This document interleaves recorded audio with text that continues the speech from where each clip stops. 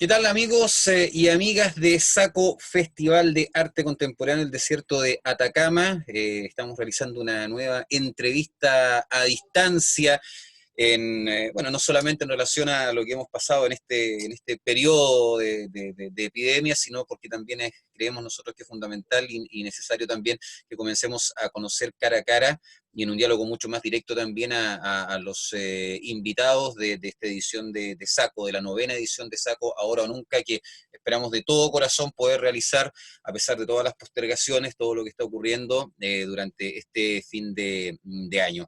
Y justamente está con nosotros Pablo Saavedra Arévalo, uno de los invitados principales de este año que participará de la residencia Arte más Arqueología. Pablo, ¿cómo estás? Bienvenido a este espacio en el Festival de Arte Contemporáneo. Hola Iván, muchas gracias. Muchas gracias a Saco por la invitación. Bien, no sé qué tan bien se puede estar hoy en día, pero estoy bien, dentro de mi casa. Bueno, yo les cuento que Pablo es licenciado en Bellas Artes, con mención en pintura y profesor de artes visuales de la Universidad de Artes, perdón, ¿de qué universidad, Pablo? Arcis, De la Artes y Ciencias Universidad Sociales. Arcis, la legendaria Universidad Arcis, y Paz descanse. también es, ¿cómo? Que en paz descanse.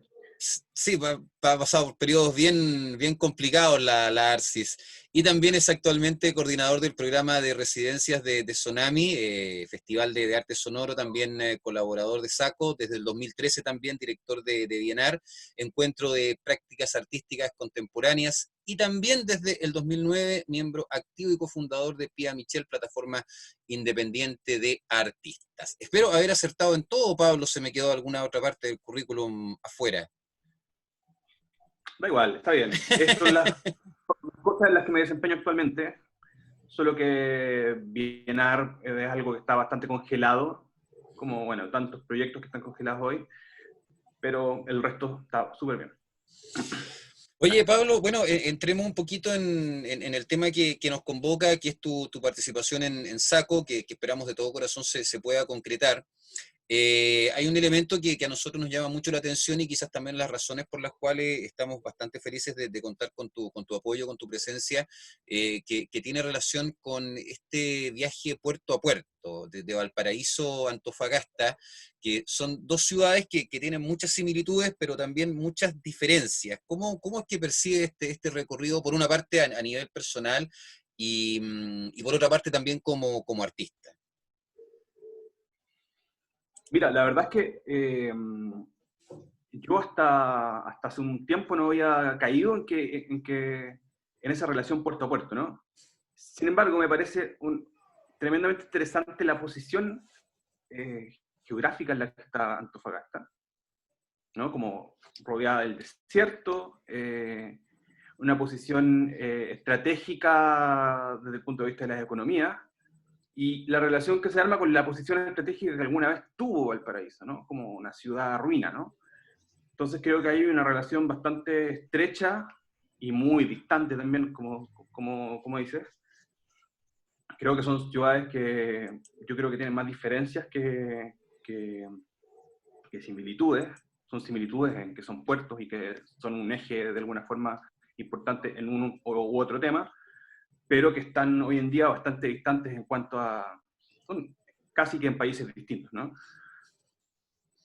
Es un poco complejo, pero dentro de ese viaje, ¿cómo también lo aprecias como artista? Que era la segunda parte de la pregunta. ¿Cómo ves esta representación de dos ciudades que, como te decía, tienen varios paralelismos, pero también tienen muchas diferencias con respecto, por ejemplo, a su origen, el presente, como tú mismo comentabas, de cada una de estas de cada una de estas dos ciudades? Porque después vamos a la segunda parte, que es el otro viaje, cuando ya nos alejamos del mar. Por eso me gustaría cerrar bien este tema del Océano Pacífico primero. Sí, claro. Como te decía, yo no había caído en ese viaje todavía, porque quizás todavía no lo consideraba parte de ese proceso. Como para mí la investigación y la acción de arte tiene que necesariamente que ver con ese contexto, ¿no? Con el contexto en el que se desarrolla, Uh -huh. ¿no? Entonces, no sé qué tan importante es que yo sea de Valparaíso y que vaya hacia Antofagasta y luego a San Pedro. Sin embargo, considero que es muy importante situarme en el lugar donde se va a desarrollar esta obra o trabajo o proceso que no sé cuál va a ser, ¿no? Y probablemente ese viaje sí va a tener alguna característica que lo haga, que esté presente dentro de ese momento, ¿no? De proceso Ujú. artístico. Oye, Eh, dime. dime, continúa. Es que quería continuar con eso porque justamente mencionaste un punto que me parece súper importante, que es como también dentro de este tipo de residencias, por ejemplo, influye también el paisaje. Hasta qué punto Mm. influye, hasta qué punto existe una retroalimentación también dentro de este paisaje que te influye como artista, pero también el artista influyendo dentro del paisaje. ¿Cómo ves esa relación? Sí, a mí me parece que lo más responsable como que un artista puede hacer, bueno, o hay un tipo de artista que trabaja así, ¿no? Como Ujú. yo me considero de ese tipo de artista, es primero desde la observación total, ¿no? Como no desde la intervención inmediata, ¿no? Como no desde la intervención ciega, sino que una observación, una contemplación, un estado como de eso, de observación, ¿no? Como estar ahí como Casi un un estado ente. zen. No sé si zen, pero cuando digo observación me refiero como a disponer de nuestros sentidos y nuestras capacidades al contexto social y paisajístico, ¿no? Ujú. Como, por Sí, o sea, ejemplo, a eso me refiero con paisaje, entendiendo el paisaje sí, como una cuestión integral, no solamente el cerro, el edificio, sino que también la gente que lo habita, su historia. exactamente. Yo lo llamo siempre contexto, no sé por qué, el contexto como general, ¿no? Como, Ujú. claro, relacionarse, pero desde el respeto y la pregunta, ¿no? Como relacionarse desde entendiendo que no soy dueño del lugar. Observar, tomar nota, también simbólicamente, porque no sé si necesariamente escribir lo que uno observa, pero sí, creo que todo proceso de investigación debe comenzar así, antes de intervenir a tontas y a locas el paisaje o el contexto, ¿no? Como intervenir con mi mono que yo traigo hecho de otro lugar, ¿no? Entonces, me parece más responsable que ese mono se genere ahí, a partir de las relaciones que uno va haciendo, de las relaciones tanto simbólicas como reales, con personas reales, o con el paisaje propiamente tal, o con determinado factor ambiental que influye, ¿no? En ese proceso. Ujú. Bueno, y también adaptándose a los accidentes, por decirlo de alguna manera, que puedan ir ocurriendo en el proceso, que imagino que a veces agregan valor a lo que uno está construyendo. Yo creo que esa es lo más bello este tipo de procesos, ¿no? Que todo puede cambiar en el camino. Que uno está sujeto como a que el paisaje y el contexto ordene los factores, ¿no? De lo que uno quiere hacer. Y, y también considero como súper importante trabajar sin ese miedo al fracaso, ¿no? Como al fracaso de que toda esta estructura que uno está pensando en su mente se va a caer, ¿no? Como, sino entregarse de alguna forma a las vicisitudes del porvenir. ¿Sabes? Ser flexible, le falta eso de repente a los artistas, ser un poquito más flexible en ese sentido, y no ir quizás con estos conceptos ya tan preparados, tan cuadrados, que muchas veces dificultan la adaptación a este tipo de situaciones que muchas veces no se dan como uno pretende. Sí, yo no creo que sea una responsabilidad exclusiva de los artistas, por supuesto que sí, creo que a veces falta flexibilidad, pero muchas veces creo que los contextos que ofrecen residencias o exposiciones son bastante poco flexibles en ese sentido, ¿no? Todo hay que rendirlo, todo hay que disponer de un espacio concreto con ficha técnica, ¿no? También me parece que es la forma más profesional de hacerlo, pero me parece rico cuando se abren espacios de residencia, por ejemplo, donde las posibilidades son más abiertas y flexibles. Creo que Ujú. tienen que existir ambos tipos de contextos, ¿no? Como contextos en que el protocolo manda, porque por supuesto hay que cumplir con cosas, y contextos en que el paisaje y el contexto es el que ordena a todos los factores, ¿no? Entonces, me parece bien que la práctica artística sea diversa también y que existan artistas que trabajan de una forma y artistas que trabajan de otra. Oye, Pablo, ¿qué te llamó la atención de la residencia de arte y arqueología, que es la residencia de la cual va a formar parte en Saco 9? La posibilidad de generar algo en el mismo desierto de Atacama, el contexto histórico, todas las anteriores, la relación que hay aquí en el altiplano con los pueblos originarios. ¿Qué fue lo que te llamó la atención en sí de esta propuesta de la residencia? Bueno, ya que pusiste la alternativa a todas las anteriores, voy a elegir esa, pero una de las cosas que más me llama la atención de la relación arte-arqueología es una, un gustito que tengo por los vestigios, ¿no? Como que uno de mis intereses mayores, no necesariamente artísticos, sino que trascienden el mundo del arte o de la producción artística, tiene que ver con la relación que hay entre naturaleza, las fuerzas de la naturaleza, y el artificio, ¿no? Las cosas que hacemos los humanos, y cómo éstas luchan, ¿no? Por sus persistencias y sus resistencias. Entonces, ahí queda la lógica del vestigio, ¿no? De objetos o situaciones que se armaron hace mucho tiempo, que quedaron como una lógica en el paisaje o como una basura en el paisaje, ¿no? Son pequeñas arqueologías que van narrando la historia local, ¿no? Entonces, creo que esa posibilidad, la posibilidad de investigar eso, me parece bastante rica, ¿no? Por supuesto que esa posibilidad es súper amplia y que nos puede llevar hacia la relación que hay ancestral con los pueblos indígenas o hacia el abandono reciente del turismo en la ciudad de San Pedro, por ejemplo. ¿No? Como son vestigios en distintas escalas de tiempo y distintas escalas históricas, pero son situaciones que están sucediendo ahí aún, ¿no? Y que de alguna forma generan y producen el paisaje. Ujú. Ya, porque también, por lo que mencionaba, entramos un poco también a jugar, y ahí es donde el artista creo que tiene mayor libertad de repente que otras áreas más académicas, de también una mayor libertad de interpretar o reinterpretar lo que tú denominas como vestigio. Y esa opción me imagino que también se hace súper interesante en un espacio como el desierto de Atacama. No sé si lo ves de la misma manera, o quizás en cualquier lugar también donde existe este peso histórico de tradiciones, de pueblo originario, esta mezcla con la modernidad, o esta resistencia incluso al colonialismo. ¿Cómo ves también esta posibilidad súper abierta y amplia también de interpretar o reinterpretar estos vestigios desde la mirada particular de cada artista? Es una pregunta difícil. Creo que el desierto de Atacama tiene una cantidad, un peso que es inabarcable, por supuesto, ¿no? Como tiene una cantidad de capas simbólicas y de temas cruzados que son inabarcables. Sin embargo, como paisaje pareciera ser cercano a la nada, ¿no? A la inmensidad, ¿no? Que es como una suerte de horror vacui.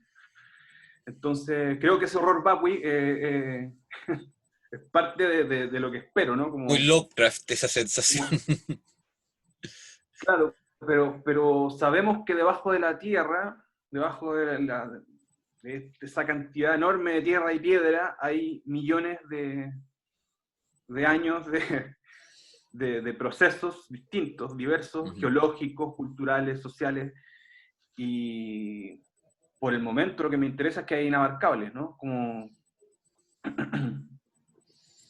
Pero sin embargo estoy abierto a lo que pueda pasar ahí, ¿no?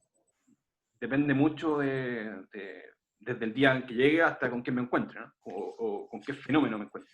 Esa es la apertura tú de la que hablabas justamente, de llegar quizás con un preconcepto un poco general, pero adaptarte o aprender justamente del contexto con que te va a enfrentar, que bueno, como en todo Chile, en prácticamente todo el mundo, también está en una situación bastante diferente a la que solíamos conocerlo. Claro, por supuesto.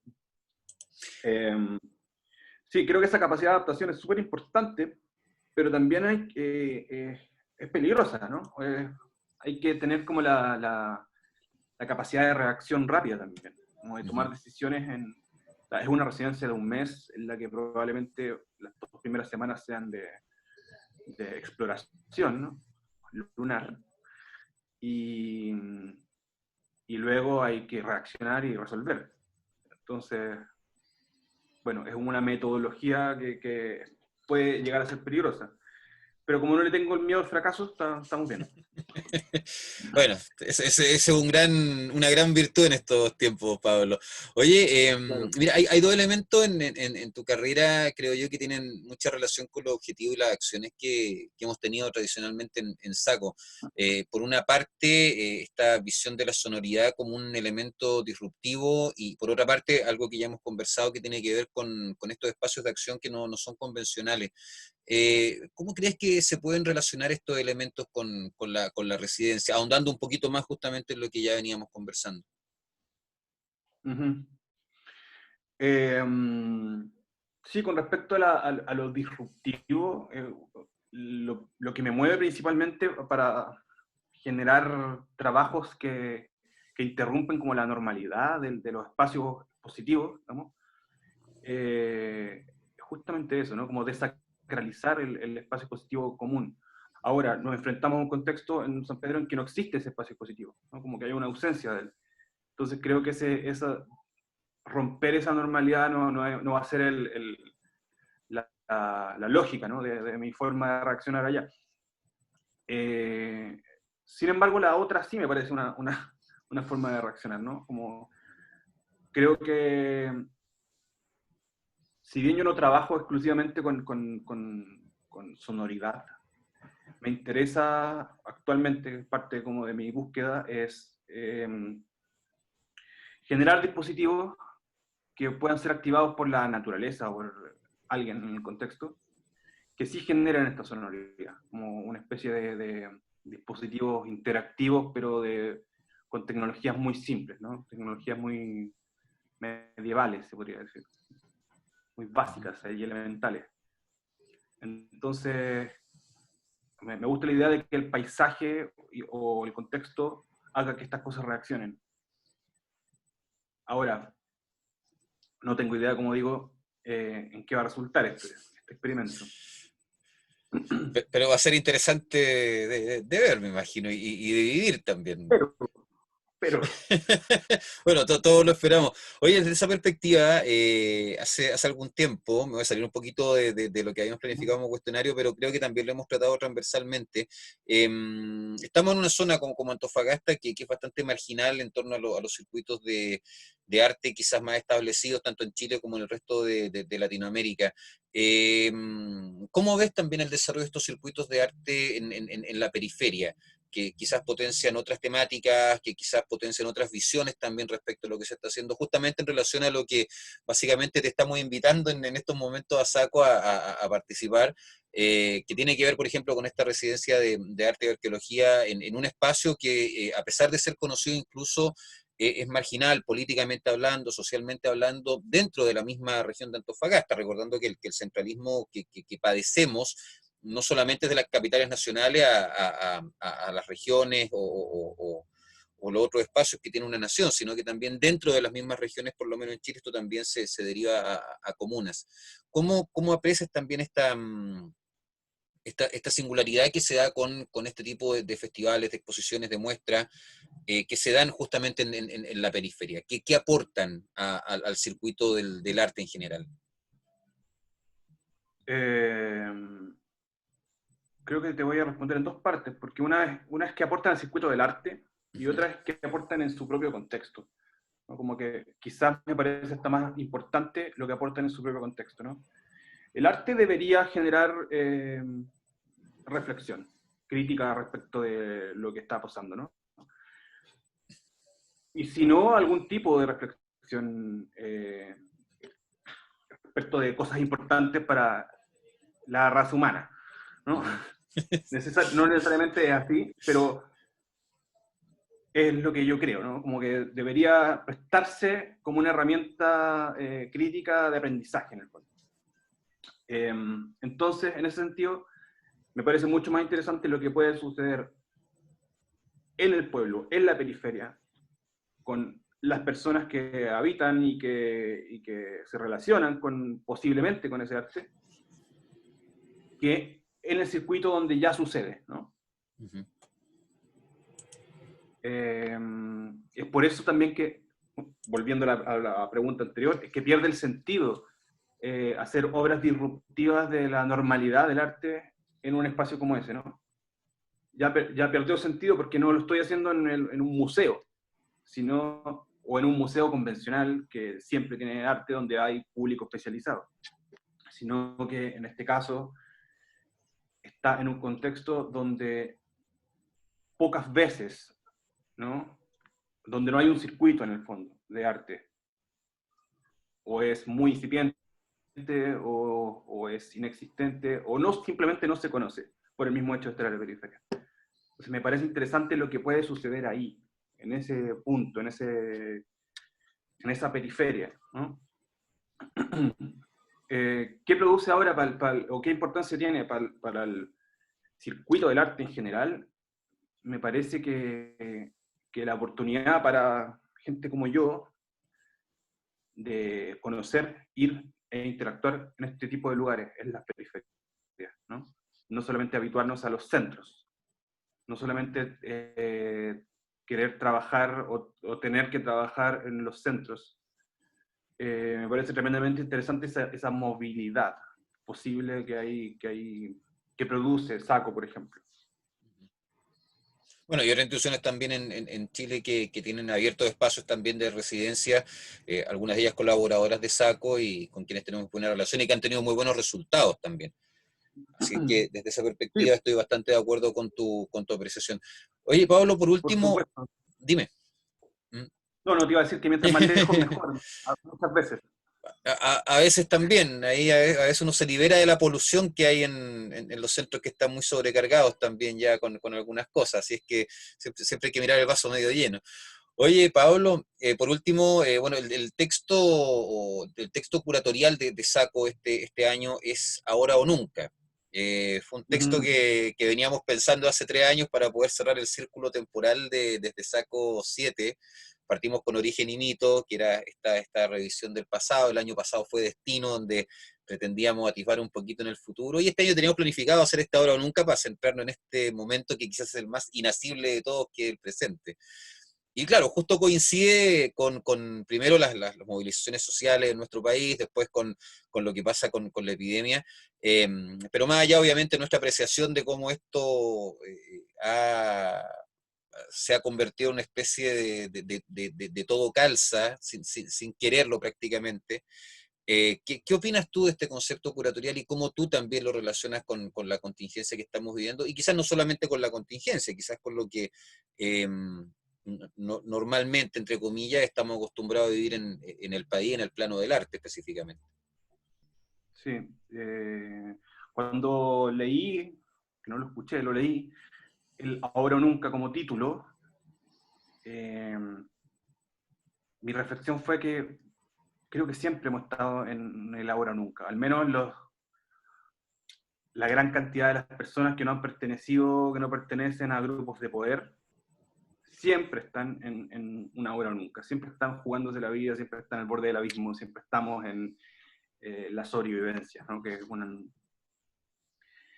y el ahora o nunca me hace mucho más sentido con la contingencia, por supuesto, que es cuando, no sé, tenemos la oportunidad de refundar lo que queremos ser, refundar los pueblos que queremos ser, las comunidades que queremos ser, como repensarlas y refundarlas. Creo que esa es la oportunidad de ahora o nunca, ¿no? De hoy. Eh, y no estoy hablando solamente del plebiscito, sino que estoy hablando de todo lo que nos ha mostrado las lógicas que hemos adoptado últimamente con la pandemia mundial, ¿no? Como estamos ante nuevas formas de comunicarnos, nuevas formas de redescubriendo, reinventando nuevas formas de relacionarnos entre las comunidades, ¿no? Entonces, creo que eso lo veo como una oportunidad justamente para repensar y para refundar, para recomenzar, ¿no? Una nueva forma de comunidad.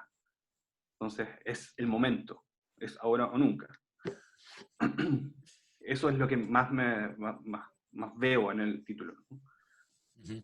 Entiendo que lo pusieron antes de octubre incluso, ¿no? Sí, fue antes de octubre, como te decía, era el cierre de la trilogía y bueno, se dan este tipo de situaciones eh, que no me atrevo a llamar afortunadas, por supuesto, pero que también tienen mucho que ver con los contextos y con quizás también visualizar un poco las cosas que están pasando y que también se venían, que estaban ahí muy latentes también. No sé si también lo percibes de la misma manera, por lo menos yo no veo lo que pasó con el estallido social, no fue algo que ocurrió de un día para otro, el resultado de una suma de situaciones que desembocan en eso. Por supuesto que no es un switch que se apretó, ¿no? Como no es un botón de estallido, Claro. el botón rojo. Es una olla que se llenó de presión, ¿no? Es una suma de capas y capas y capas de años de situaciones, unas más horribles que otras, que ya no cabían más, ¿no? Dentro de ese espacio social, no cabían más situaciones. Oye, para cerrar, Pablo, Eh, el rol del artista en estos contextos, porque muchos han hablado también y no solamente en estos contextos, sino que los contextos sociales en general. El arte creo yo que es una de las disciplinas que están más cercanas justamente a los cambios sociales, a los movimientos sociales, a lo que está pasando ahí en la base, en la raíz, más allá de lo que muestran los medios de comunicación o los analistas políticos muchas veces. ¿Cómo es que evalúas también justamente este rol que ha jugado el arte y los artistas desde octubre en adelante? sí, es una excelente pregunta, porque, bueno, los artistas que venimos del artes visuales, ¿no? O más ligados al arte contemporáneo, bueno, arte contemporáneo, solemos ser más pedantes con respecto a entender que el arte es lo que hacemos nosotros, pero el arte es mucho más que eso, ¿no? Como yo quiero pensar y considerar que el arte es bueno, no sé, desde la música, desde el teatro, la Ujú. danza, qué sé yo. Entonces son manifestaciones muy diversas y por ende esos roles también son muy diversos. El rol que ha tenido las artes visuales en el movimiento, la verdad es que no podría decir cuál es, pero la música sí, ¿no? Ha tenido un Ujú. rol súper fundamental en la compañía de todo lo que está sucediendo, ¿no? Y creo que para artes contemporáneas ha sido más difícil, ¿no? Encontrar ese rol. Y para mí, como lo planteo yo, es desde la pregunta, ¿no? ¿Cuál es mi función en esto, ¿no? Como, ¿cuál es mi responsabilidad en esto? Porque quiero pensar que tengo una responsabilidad social al respecto. Como, porque antes de esto era más fácil encontrarla. Antes de esto probablemente era, como lo dije antes, generar un espíritu crítico, ¿no? Generar dispositivos que nos ayuden a un aprendizaje crítico respecto de lo que sucede. Pero ahora creo que no hay tiempo para generar este tipo de dispositivos, ¿no? Hay que reaccionar de otras formas. Y cómo prestamos eh, nuestro trabajo, cómo prestamos nuestro servicio público en este sentido, justamente a ese público, cómo lo prestamos a ese movimiento que lo necesita, ¿no? Y creo que las respuestas han sido muy diversas, muchas muy funcionales, otras solo simbólicas, que no dejan de ser funcionales, pero tienen otro ritmo, ¿no? Y muchas veces depende de cada cual, y nuevamente dependen del contexto en el que se desarrollen. Como eso. Por lo demás, cambió abruptamente del estallido a la pandemia, ¿no? Como que las herramientas siguen siendo las mismas, pero los artistas tenemos que adaptarnos rápidamente a eso, y muchas seguimos en la búsqueda. Ujú. ¿Qué puedo hacer? ¿Qué puedo aportar? ¿Cuál es mi función en esto? Bueno, Eso, ojalá que la creo. búsqueda no sea muy larga nomás, Pablo. Oye, Pablo, muchas gracias por haber compartido estos minutos con nosotros. De verdad estamos, como te dije al comienzo, muy felices de que estés participando de la residencia Arte más Arqueología.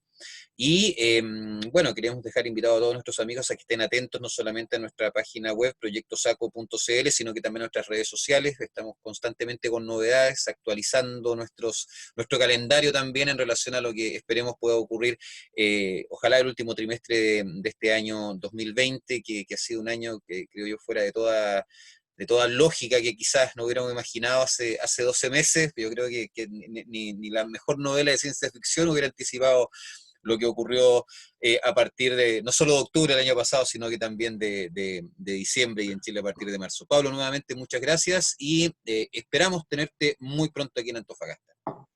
Muchas gracias a ti, Iván. Gracias a Saco también por la invitación nuevamente. Gracias a ti, Pablo. Amigos y amigas, muchas gracias también a ustedes también por estar con nosotros. Nos encontramos en una próxima oportunidad y gracias nuevamente a Pablo Saavedra Arévalo por estar con nosotros.